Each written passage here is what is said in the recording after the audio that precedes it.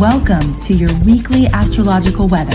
This is your place to get practical guidance for not only surviving, but thriving with the cosmic tides. Well, hello, everybody, and welcome. I'm so happy to be here with all of you. My name's Amanda Walsh. I'm the founder of Astrology Hub, and today I am joined by our special guest, astrologer, writer, teacher, mother, mystic, mythologist, divine Harmony, one of Astrology Hub's favorite astrologers. It's so great to have you here for the weekly weather. I'm excited. Thanks for having me. Yes. Okay. Before we dive in, just one very important announcement. We are now open for enrollment for Christopher Renstrom's Cosmic Calendar course. I've been talking about it a lot over the last few weeks. We are now officially open for registration. And when you hop in now, even though class doesn't start until March 3rd, you will get access to a bonus mastery class teaching from him. So you will have a little bit of time to do the mastery class and then actually take the course on March 3rd. You also could use this time between now and then to read the book. So it's the Cosmic Calendar and the course is based on the book, but it's going to come to life in a totally different way. So if you're interested in joining us, you can go to astrologyhub.com/cosmic calendar. And I know that Christopher would love to have you. We would love to have you. Go ahead and check it out. All right. So Harmony, last week we had Jen Zart on, astrologer Jen Zart, who's awesome. She said the theme for last week was press play. I don't know about all of you, but I really experienced that. She equated it to like a cassette tape though, and how when you press play, there's that little like pause before the music actually starts. And so she said we were kind of in that, like it's moving forward, but like you might not be feeling the full force of the momentum yet. So what would you say the theme for this week is? Well, I would say things are definitely picking up speed now. So there's a few themes for me. There's transformation, there's revelation, there's a crossroads, and then there's change. Ooh, wow. And it's things are picking up, and we're going to see them pick up, I think, quite dramatically in the coming weeks and months, for sure. Okay, so let's start going into the transits. Why are you saying this? So you said transformation, revelation, crossroads, and change. That's huge. Yes, it is. Well, first of all, Pluto is a dominant theme, as anybody who's been paying attention to the astrology this year. Venus retrograde co-joined Pluto 3 times, Mercury retrograde as well. At the start of this week, on Monday, February 14th, we have Pluto trine the true north node. And the mean north node is actually on February 11th. And so from the 11th through the 14th, we have Pluto aspecting the nodes of destiny and karma. And Pluto actually rules the south node because south node's in Scorpio, the sign of Pluto. Now, the good news is it's a harmonious aspect. It's Pluto trine the north node, sextile the south node. And when I, talk about the nodes, I often will just visualize myself with my hands with the north node in one hand and the south node in the other. The north node of growth and destiny and where we're moving, the south node of the past and where we've come from. And the journey with the nodes is not to like get rid of one at the expense of the other. It's actually to learn from the past and deal with things, but also carry forward what's good from the past and have that inform the future. And then we are, in the middle of the nodes. This is the present moment, looking at the past and the future. So Pluto is giving us a glimpse into the past and the karmic tendencies, and particularly the shadow of the south node in Scorpio, which is, power, control, domination, fear, obsession. I call Scorpio and Pluto the sign and planet that rules all the taboo topics of society. So sex, death, money, power, control, things people are afraid of or obsessed with.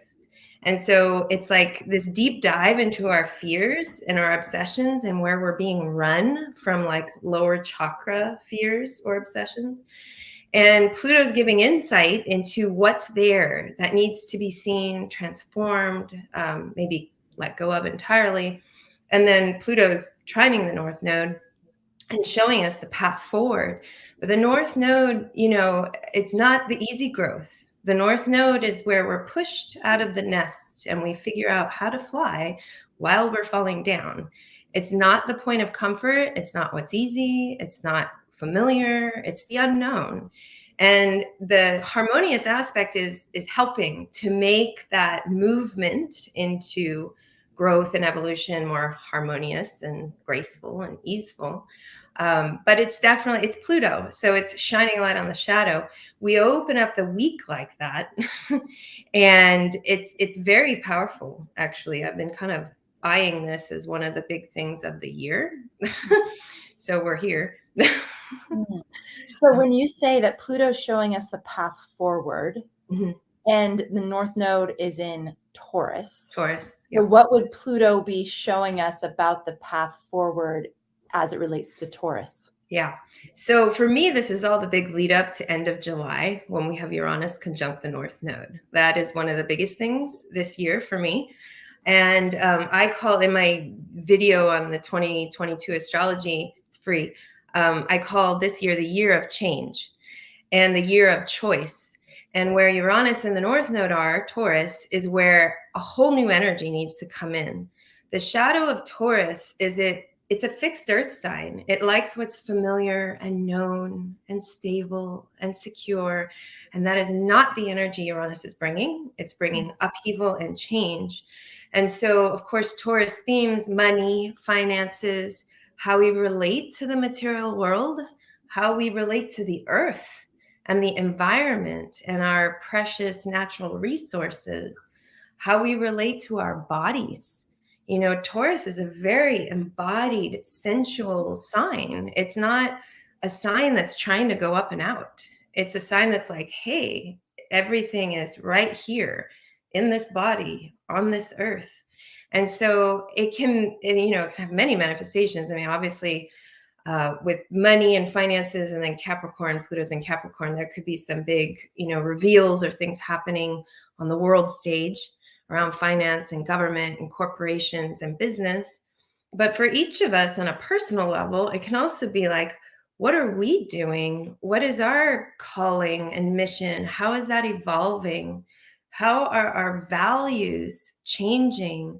And it requires that we make big changes in the structure and foundations of our lives, things that we've always done because we were told we should, or maybe it worked for a while. But it's like really a time to restructure from the ground up. And it is harmonious. We have to keep in mind that anybody who lives in America, or you don't even need to for this to matter, we're heading into the first Pluto return at the end of this week on Sunday, February 20th. So this Pluto North Node alignment is actually triggering America's Pluto. And so we have North Node trine our Pluto in this country I'm a part of, but we're all interconnected. So, it's not isolated to just us. And there can be a lot coming in this week around what has to change, what is no longer working, but also has gotten to the point of being toxic, stagnant, stuck, patriarchal, old paradigm. And what do we need to do, to shift things? Of course, where it is in everybody's chart will be different. You have to check out your house and if you have it aspecting something personally. But that's definitely an overarching theme. And the full moon actually triggers it. There's a full moon this week on the 16th. It's a full moon in Leo, 2759 Leo, I believe.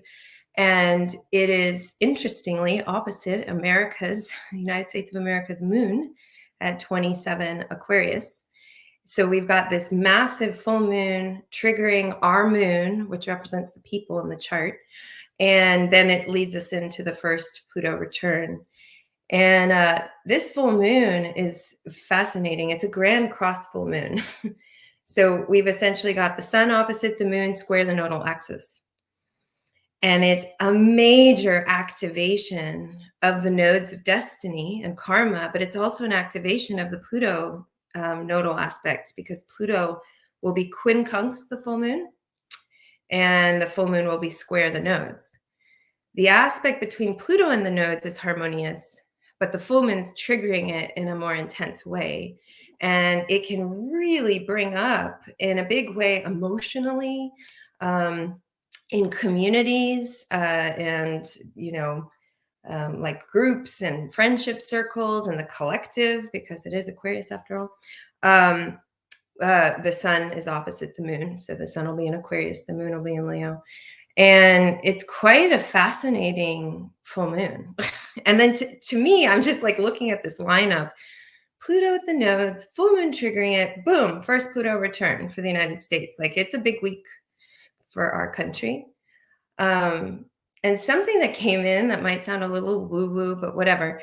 I really think it's important for people to pay attention to their dreams this week, because I know there's a lot of people out there that can dream for the collective and that can dream for our country. And I would pay attention to whatever messages you're getting or dreams that are coming in. There can be a lot bubbling up personally, but also for all of us. There's two really important people in my life that don't dream at night. So my boyfriend, my partner, and then my daughter, Sophia. And both of them say, I have visions when I'm awake.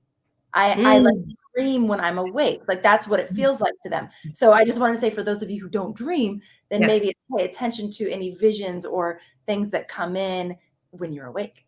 Yes. And then for those of us who do dream, it's like really paying attention. Maybe journaling this week is from what I'm hearing, could be a really great thing to do. Yeah. I would definitely tune in. Okay, so we have all this Pluto action. You have the Pluto with the nodal axis. I love how you just like mapped that out. You have the Pluto with the nodal axis, then you have the Pluto triggering the full moon, also triggering that same Pluto energy, and then you have the first of 3 exact Pluto return degrees for the United States, all in the same week. Which people need to tune into the Pluto panel, because we did a big dive on that. Actually, you still can tune into that. So that was the US Pluto Return webinar. It was the fate of the US.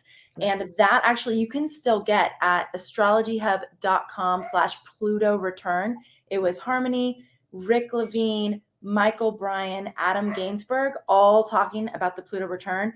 And it was amazing. So if you missed that, it's definitely not too late, because we have the first of the 3 exact points of this Pluto return happening all year. So it's definitely not too late to tune in. Yeah.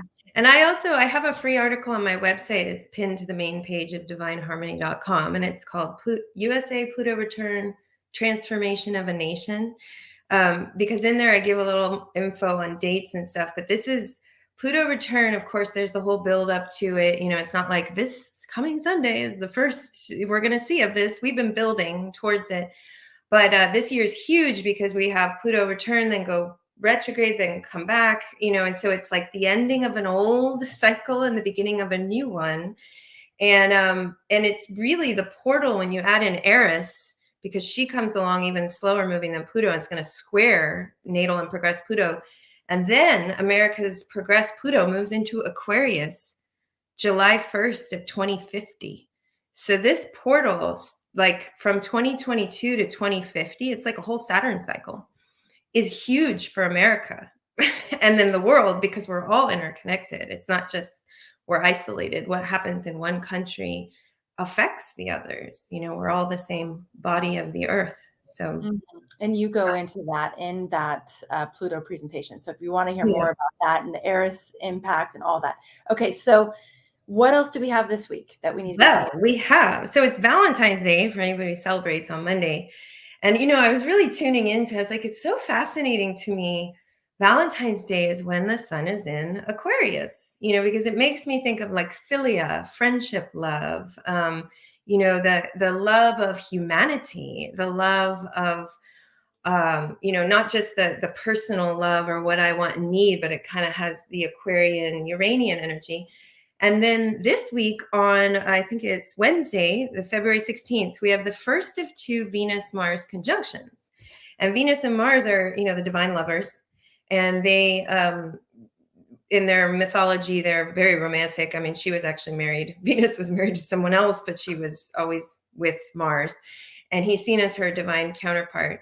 And Venus-Mars conjunctions seed a new cycle when it comes to relationships. And of course, yes, romance, but also fertility, creativity, because Venus is, the principle of like gestation and birth and something fecund coming through. But Mars is like the action energy that can bring that through. So it's not just the feminine receiving, something, but it's the masculine acting on it. So it can be a whole journey of our inner masculine and feminine, our sacred marriage within, and it can manifest externally. But this is a very intense Venus-Mars cycle, because we have two actually Venus-Mars conjunctions in the span of 3 weeks, which we don't normally. It's because Venus is still slow moving. She gestation direct. She's still picking up speed. So she's not at her normal speed. So she's not moving quicker than Mars. So she and Mars cojoin this week, and then they're going to cojoin again March 5th. But in between now and then, they go through the gauntlet of Pluto and Eris. They are both going to square Eris February 25th through the 26th, I believe. And they are, yes, 25th through 26th. And they're both going to cojoin Pluto March 3rd. And then they're going to move into Aquarius on March 5th. And then they're going to cojoin again. And their second conjunction is actually at 0 degrees 1 minute of Aquarius, like literally just got into Aquarius. So when you look at this whole picture, you see very different, story. It's not just, oh, great for romance and relationship. You see that we're going through some big stuff, and some shadows going to be coming up and exposing power control dynamics and bringing up what's not being looked at. And for me, the shift, especially from Capricorn to Aquarius, is really the shift from like patriarchy, what we've always done, what's always endured, to like the new energy, the new age. And so for me, this is very much about something shifting in relationships, in the world, especially because this is Capricorn. The conjunction this week is in Capricorn. So that obviously can activate government, big business, corporations. It'll be interesting to see what comes into the news in the next few weeks. And it also triggers the journey of America. Like, we literally are having our Pluto in Capricorn progress into the first degree a minute of Aquarius in 2050. And the astrology these next few weeks is triggering that as we enter into our Pluto return. I mean, it's just the poetry of all of this and how all the threads are aligning is quite fascinating to me. It's also, the next Venus-Mars conjunction will activate the Jupiter-Saturn conjunction from December 2020, that winter solstice Jupiter-Saturn conjunction in Aquarius. So there's some big things coming up where there's a need to really focus on what needs to change. Like for me last year, with all the Saturn Uranus squares, it was really like a battle between the old and the new. But this year, it's all about Uranus. There's no more battle. Like, Uranus is paramount. Uranus is going to be on the North Node. One of the other aspects this week actually is Jupiter sextile Uranus. And I'll talk about that in a second, the whole year opened up on January 1st with Sun trine Uranus, with the new moon the next day trine Uranus. And Uranus will be on the North Node, and we have some major eclipses this year conjunct Uranus. So like, change is coming, and it's really about like catching the wind of it so you can work with it, so you can set your sail to it, or whatever metaphor you want to work with, instead of like just get bowled over by it. So the Venus-Mars conjunctions and this journey over the next couple of weeks is fascinating. Can we talk a little bit more about that? Yes. So what you brought up, so Venus and Mars, these divine lovers meeting on February 16th, is that correct? On February 16th, Wednesday, yeah. And they align at the 17th, 16 and change Capricorn. Okay, so they meet up. Yeah. Then they go, like you said, through the gauntlet or through some sort of initiation together. So they're like, oh, this is so great. We're together. And then it's like, oh my gosh, but this is intense. So then we have Eris and Pluto Yep. coming to aspect them. Yes. Yes. Okay. So when you say they're going to be going through this gauntlet, what do you think the invitation of that gauntlet is? Like, what is it asking us to pay attention to or look at? Yeah. So the invitation is to get to the foundation of things and see what's not working. Like I'm going to make something up that would be a good metaphor. Let's say there's a couple and they've been together for 30 years, but they're absolutely miserable and they're not helping each other grow. And then they move through this period and it's like, what is working and what isn't? Like, can we transform the container of our relationship in a way that can serve our evolution and growth together? Or is it time to just let something go? And, because the Capricorn, I love Capricorn, but the shadow of Capricorn is like staying with what's always been done. And it's like, Capricorn commits like 50 years ago and it never lets the commitment go, even if like it's so clear that that is now no longer valuable and healthy, but it's actually dragging you down. But Capricorn will be like, I said I would do it. Just like, keep going. And do you think that some of the things that people may be letting go of, if we're on this Capricorn theme, could be some of the structures and obligations or expectations that kind of go along with a lot of the structures that we have? So, like, for example, the structure of marriage and like what it means to be married, like just what societally or culturally it means to be married.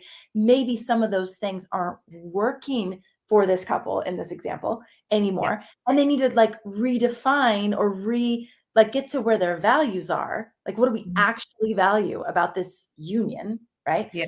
And then create a new container or new structure based on their actual core values. Yeah. Right.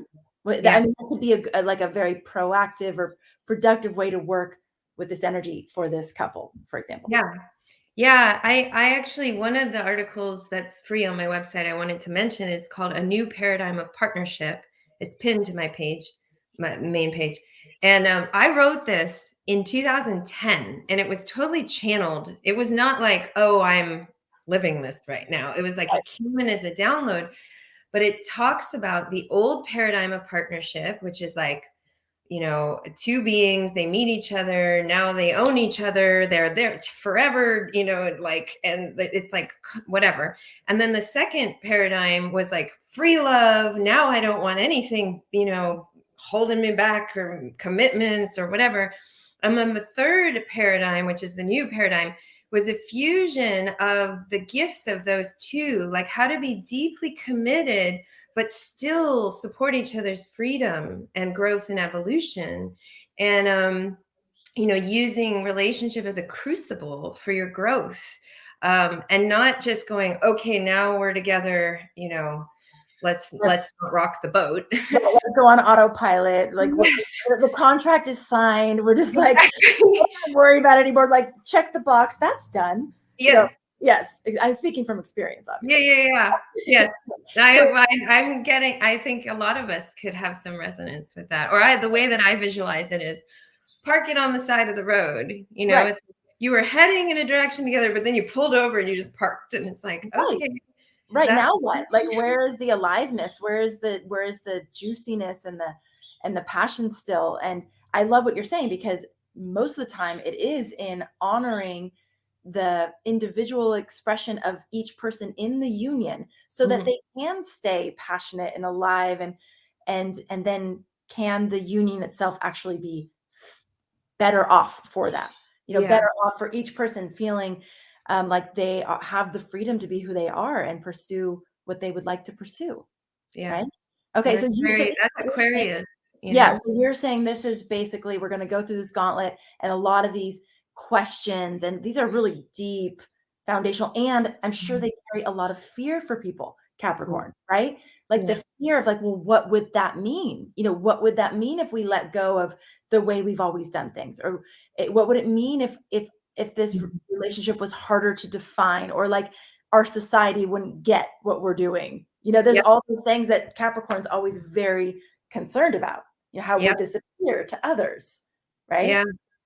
Yeah. And I mean, and then, this isn't just about relationship. This can be about your career and the work you're doing. Like, I'm going to make up another example. Let's say somebody is a lawyer and has, works in law, but they're not liking these structures and these archaic ways of doing things. But this is definitely their gift and what they're good at. But is there a way to infuse something new to help contribute? Because the collective change that's happening, it's going to happen on all levels. It's going to happen in medicine and education, and everywhere is going to permeate everything. And so we each have our piece of contributing to that.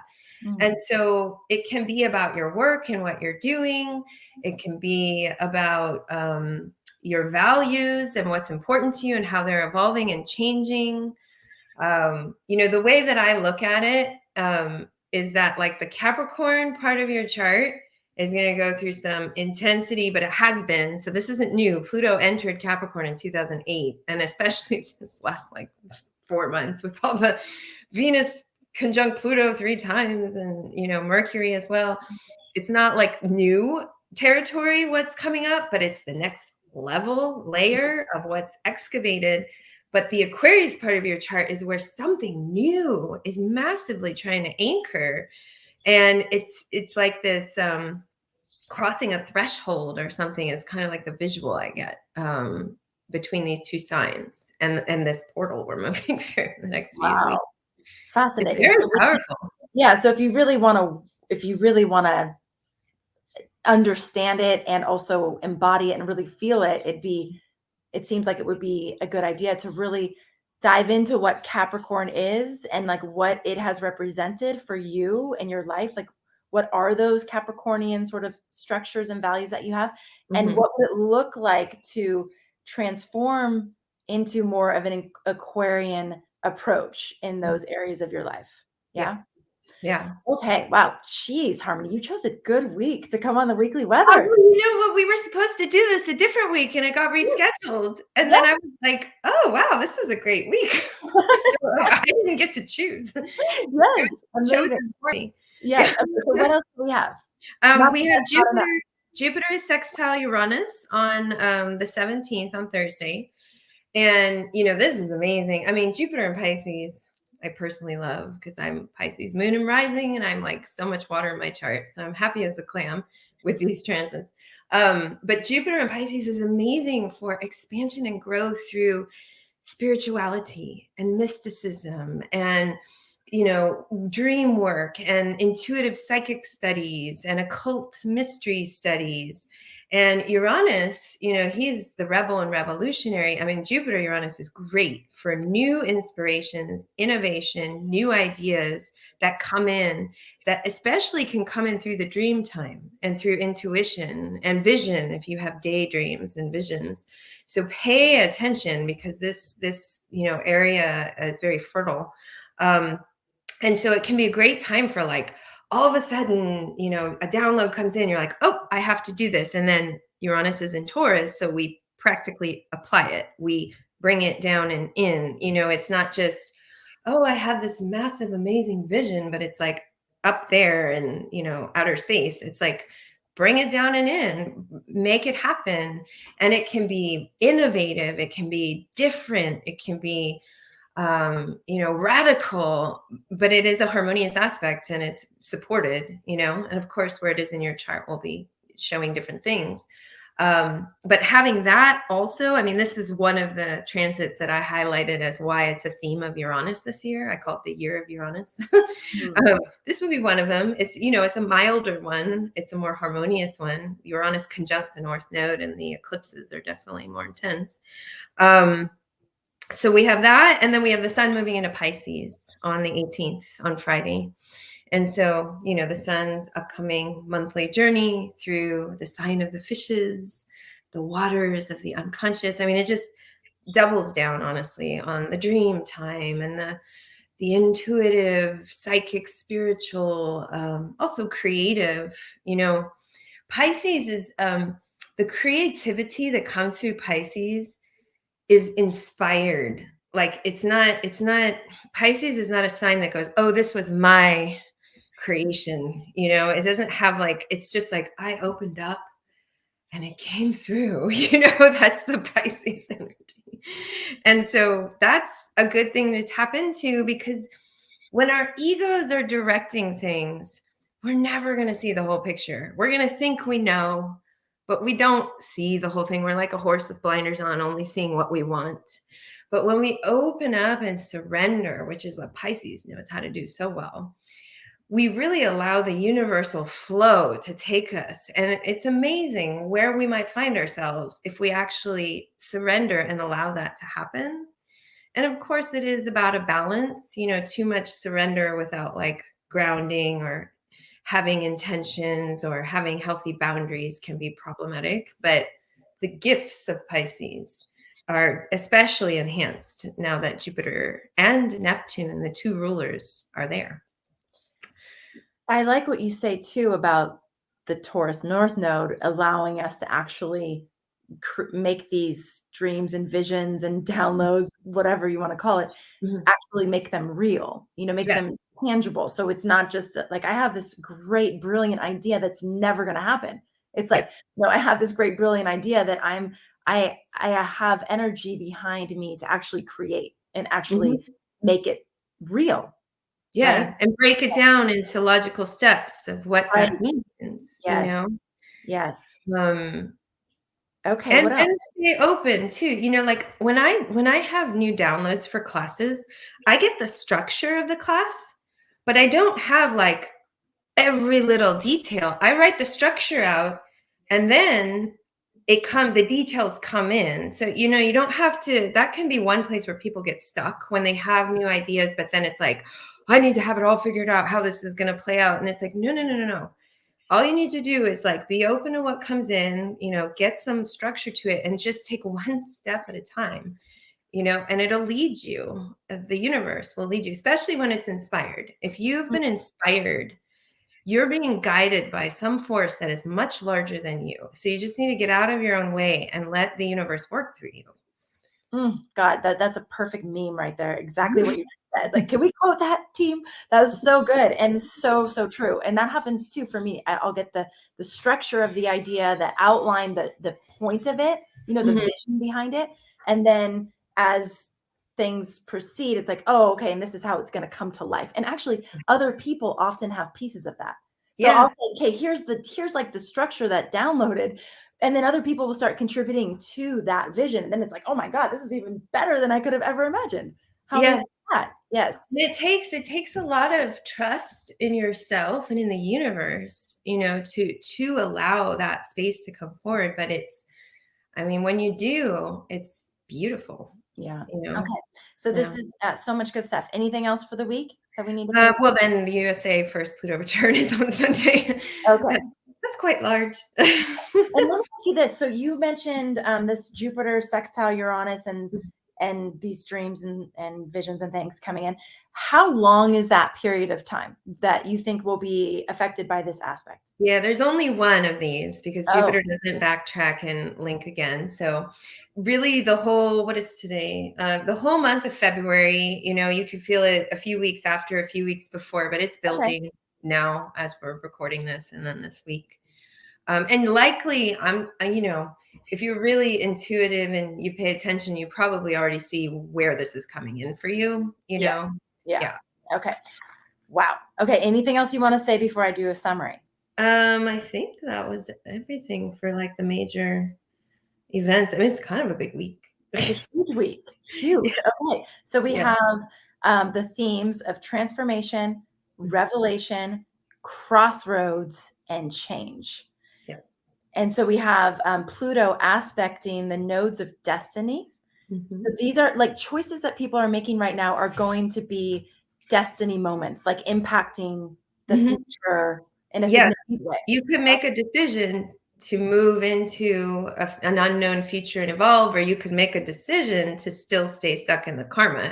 There is choice, there's a current taking us, but it's not going to force us all into the direction of growth. Some of us might not want to. So, well, I think this Astrology Hub community is probably going to be the ones that yeah, are well, for the most part, anybody interested in astrology is, is paying attention to it. Yes. Yeah. And seeing the opportunity. I love that, because you're pointing out that there's an actual opportunity. You said the winds of change are are there. We can either let ourselves catch wind and let it move us into change that will bring entirely new territory into our lives, or decide to stay stuck and small and where we've been, which, like you're saying, this is going to be where a lot of our karma is, like a lot of the things that we're sort of rehashing over and over and over. So that's seems like it's scary to make those choices, especially when they're big changes, but yeah, we're supported in those. yes, Yeah. yes. So you said that Taurus is pointing the way forward for us. And there's a lot of questions you brought in about what is our calling and mission. So what is your calling and mission? How are your values changing? Like your real core fundamental values. And then what changes in the structures of your life can you be making? Yes. Yes. Okay. We have the America's Pluto Return. Go check out that Pluto Return webinar. Again, astrologyhub.com/Pluto Return. It was like 2.5 hours. It was a panel discussion. Each astrologer presented a piece. It was like a 15-minute download on the Pluto Return. And then we had a panel discussion. It was super amazing. I love that. Fun. It was really, really fun. Yeah. Okay. So that's astrologyhub.com/Pluto Return. All right. So then we have so themes around that are what has to change for the United States, what isn't working, what's stuck. And I love what you bring in later, that each of us in all these sectors of life have a role to play in that. So there's all the different things that we're doing. Everything from its very core is being asked to shift. So whatever work you do, whatever projects you do, whatever dreams, whatever things you want to do, it's kind of, how can we do this differently? How can we do this differently than it's always been done, in a way that is more serving of life, in a way that is more serving of whatever the thing is, right? Yeah. Okay. So we have the full moon on the 16th in Leo. This is also opposite the United States moon. Yep.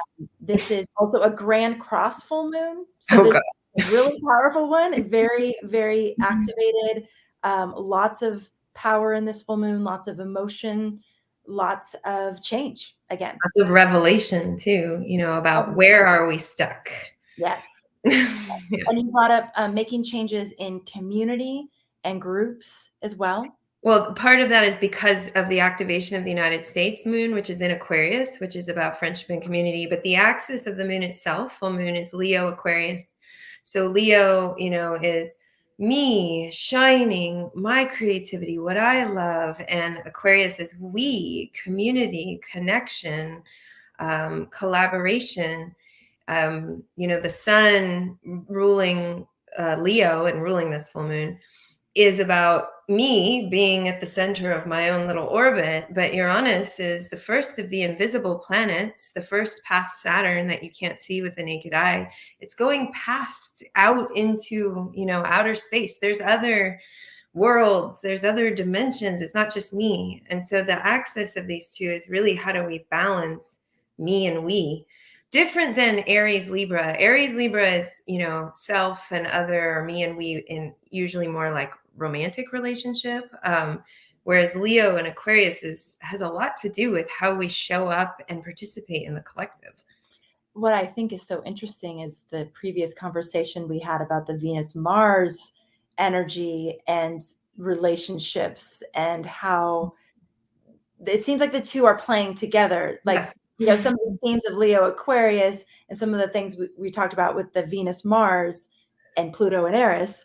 It's like there's all these themes of, how do we be free and sovereign within a relationship, within a community, within a group, and still serve the whole of what that thing is, whether it's a personal relationship or a company or a community.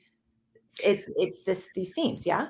Yes. And part of that actually brings up one of the divine laws of polarity. So there's polarity, there's me and we, there's self and ever, there's give and take, there's independence and interconnection, and many other opposites, and then the journey is, how do we bring them together into union so that they both can be in their fullness and work together instead of battling it out. Mhm. And that Venus-Mars conjunction is literally the union of, seemingly opposite principles. And out of that is created great romance or a divine child if they give birth, or, metaphorically or literally. So, I personally feel like some of the best work we can all do on ourselves is really working on our own polarities, our own parts of self that are so seemingly opposite and battling each other. Because as we find that inner union, which is, I tend to work with Venus-Mars conjunctions on a very archetypal inner union, that sacred marriage of divine masculine and feminine. Because sometimes I notice in astrology, it's like, oh, it's great for romance. You're going to meet someone. It immediately just gets externalized, and it's like looking outside for something. And it's like some of the richest territory can be inside that actually sets the foundation for something external to mirror what has been birthed within. So beautiful. Yes. Yes. Okay. All right. So then we have paying attention to dreams. Have this Venus-Mars conjunction. I think that's what you were talking about, is seeding a new cycle when it comes to romance, creativity, fertility. It's a short cycle, because then it does another one, which is, this isn't usual. We don't usually have another one less than 3 weeks later. So that's why it's almost like I see the first conjunction this week as like the beginning of the end of an old way of doing things. It is a new cycle, but it's a new cycle of the last, chapter of something. And then the next one is actually the new cycle, especially being in a whole new sign in the first minute of the sign. Yeah, and that's the one that starts on the 20th, March 20th, right? No, that's on March 5th. March 5th. Oh, yeah, that's right. Okay. And then we have, okay, so then we have another new cycle that's starting, that's going to go until 2050. Yeah. Well, yeah, that's Pluto. That's for Pluto. America. Yeah. Okay. For America, we're having Pluto return this year, but then with the progressed Pluto, it goes through 2024. And then we get a little pause. And from 2033 to 48, Eris, who's very slower than Pluto, comes along and squares natal and progressed Pluto for 15 years. And then July 1st, 2050, we have our progressed Pluto moving out of Capricorn, out of the shadow of patriarchy and the old ways of staying stuck in patterns and moving into Aquarius. That's a huge shift. And that sounds so far away, Harmony. I know, but it's like almost 30 years. What? But it's like you think to your first Saturn return, right? Because we haven't hit our second one yet. There's a whole level of maturing that happens from the birth to 30. I actually personally feel like I wasn't really who I was until after Saturn return. It's just all this learning and making mistakes and figuring things out. And then it's pops you out of the Saturn return portal. And it's the time of, I call it the time of astrological growing up. And so it's I see it as this Saturn cycle of maturing because it is going to be the first 30 years of the new Pluto cycle, right? So when you look at it in a big way, that's like a chunk of the upcoming Pluto cycle. We don't, to be honest, want it all happening at once, because guess what happens when that happens? Okay, that's a good point. Yeah. So slow. Yes. Unfolding with grace and ease. Yes. Okay, I'll go with that thought. I love how you're calling this the year of Uranus, which is basically the year of change, innovation, creativity, newness, and the year of choice. I'm calling it also that it's because when you add up 20 and 2022, it's the 6th. It's the tarot card, the Lover's card, which is the Gemini card. And yeah, everybody thinks Lover's card means romance, but it also means choices. We could do this or we could do that. We could go here or we could go there. Think back to ancient Atlantis. There was a moment a choice was made and a direction was headed into, and there was a moment, there was no way of turning back from that choice. I feel like this year is a big year for that. Like, we need to choose with intention and consciousness and awareness, and, you know, we need to, and also Uranus and Taurus. I wrote an article about it back in when it first moved in 2018. I called it a revolution of embodiment, because Taurus, the shadow of Uranus and Taurus is wanting to escape the body, wanting to go up and out.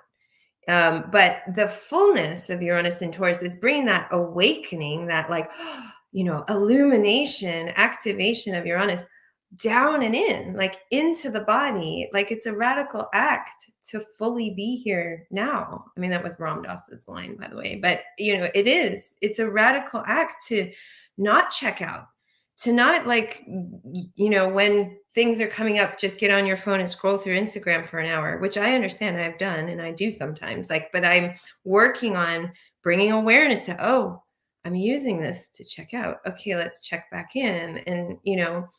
And then even be conscious of when you're checking out. It's like, yep, I'm checking out and I'm going to let myself right now. It's not about beating yourself up. It's just about becoming more aware of what you're doing. Yeah. Oh, it's so good. Yes. Great reminders. All right. And then we have the sun moving into Pisces on Friday, the 18th, doubling down on inspired creativity, open up and surrender to ideas that are coming through. Everything's especially enhanced when it comes to sort of those mystical, spiritual, divine connection sort of things. And that this is an opportunity to also take it and break it down into logical steps. Mm-hmm. So, take those visions and break them into what's next. Okay, then what's next? Then what's next? And then Sunday we have the Pluto return. So this is a huge week. Lots of different things that we're going to be working with. In terms of intensity, on a scale of 1 to 10, what would you give it?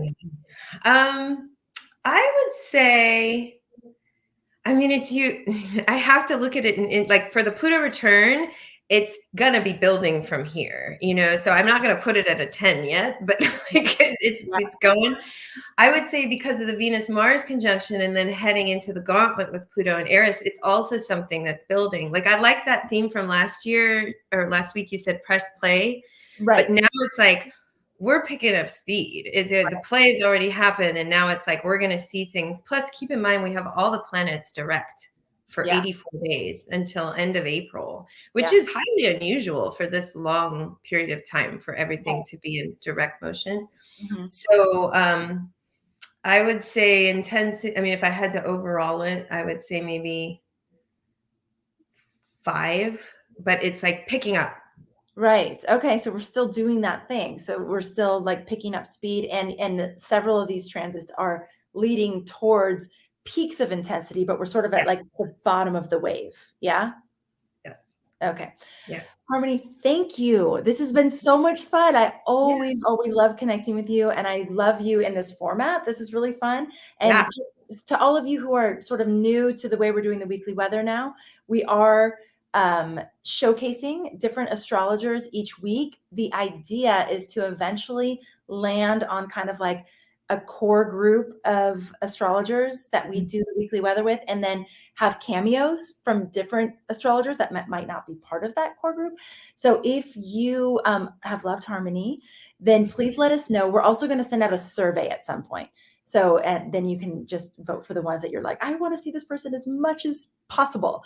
So that will be coming. But Harmony, this has been so much fun to be here with you. Thank you. And let's see. So a couple things that we talked about is that the Pluto return webinar, and then also Christopher Renstrom's cosmic calendar, which is open for registration now. And that's astrologyhub.com/cosmic calendar. All right. Thank you. Thank you. Thanks everybody for being here. Thank you so much for being a part of our community. Thank you, as always, for making astrology a part of your life. We'll catch you on the next episode. Take care, everybody.